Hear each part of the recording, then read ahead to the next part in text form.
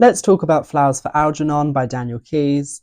This was very good, exceptional even. It was creative, well thought out, emotional.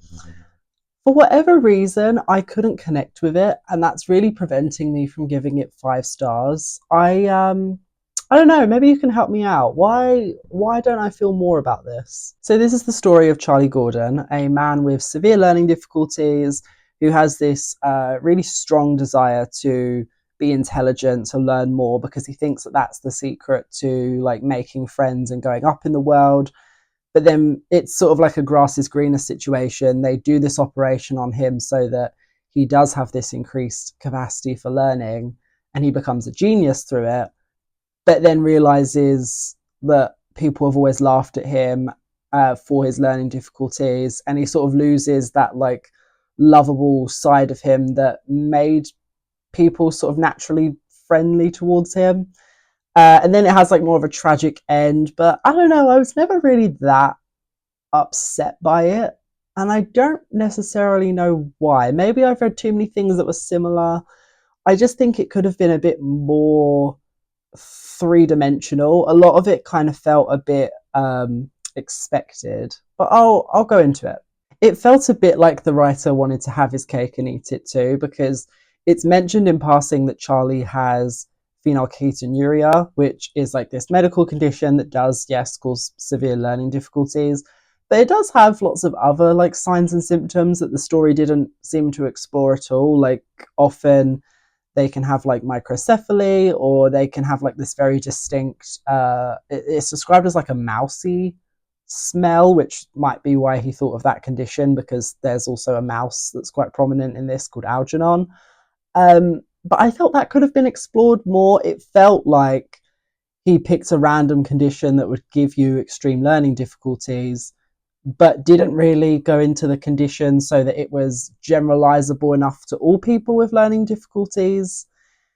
And I get it, and it explored a lot of that in a very thoughtful way.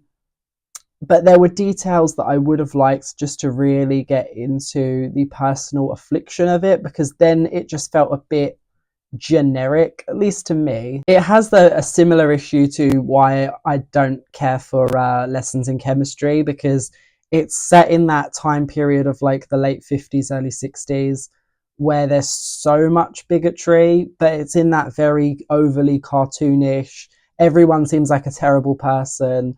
Like it doesn't explore the more subtle instances of like unconscious bias and like clinician bias. Everything is very black and white. They were either good people who loved Charlie, or they were horrible people who saw Charlie as like an object that they could laugh at and experiment with. You know, like it felt a bit too, give me some more nuance, you know? I could have done with that. I thought it was really inspired the way that it sort of blends the genres of this like emotional lit fic character study with like a speculative science fiction what if type story. there there were moments where I thought it could have ridden that line better, or rather rode that line better. Um, I maybe make it longer. I don't know. It felt a bit disparate. Like the second things got going and we really saw a change in Charlie, it was almost over. And I think as a character study, it would have benefited from being longer. And so much of his like childhood is explored through flashbacks. You could easily just make that third person compile all of it, and we see the upbringing, and like we actually see how all of this set into place. Because otherwise, it's a bit fragmented, and I don't know necessarily if I'm here for that. The first quarter very much reads like a Clockwork Orange, where a strong stylistic language choice has been used to develop our main character. Like we get a sense for Charlie and his medical condition through the sort of like spelling mistakes, the lack of punctuation, and then after he has the operation, that changes and we get these more coherent sentences. Only then, of course, in the third act for that to sort of be pulled back again and to regress. It's clever. It's a bit on the nose as well. I don't know. I think I'm being harsh, but at the same time, it was just because I expected so much from this book. I don't think it's bad. In fact, I think it's very good. But I'm not. I don't know if it has the staying power. Like, I don't know if I will be thinking about this weeks, months, even afterwards. The transitions are too sudden and radical for us to really appreciate the before and after.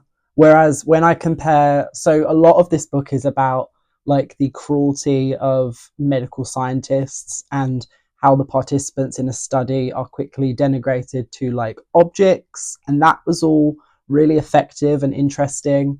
But then there's books I've read where I feel that's been done better, like the third act of Middlesex, which, oh, read Middlesex. That's an amazing book. But that's like a prime example of this same theme done in a more impactful way. Like, for a lot of this, especially at the start, Charlie has no like awareness of his plight, so it doesn't really register with us either until he's then like made a genius. But then he's like so much bigger than them, like he doesn't need them at all. Like, I don't even think he needed to become a genius. Like, this would have been more emotional if he had just become intelligent enough to live a more ordinary life, and he had actually like met someone that he had special feelings for and got like a job, maybe pursued some kind of artistic interest, like anything to make him a bit more ordinary. The story was really focused on going into like the grassy knolls of the extraordinary, and I would have liked it if it had come back down to earth a bit more. And I get it, that's like the science fiction aspect of it, but that's why I think if this had abandoned sci-fi completely and just gone in more like a literary fiction direction, probably would have enjoyed it more. Because as I've said, the sci-fi stuff was very touch and go. His female ketonuria is only mentioned in passing. His operation, we never really touch on what they actually did to him.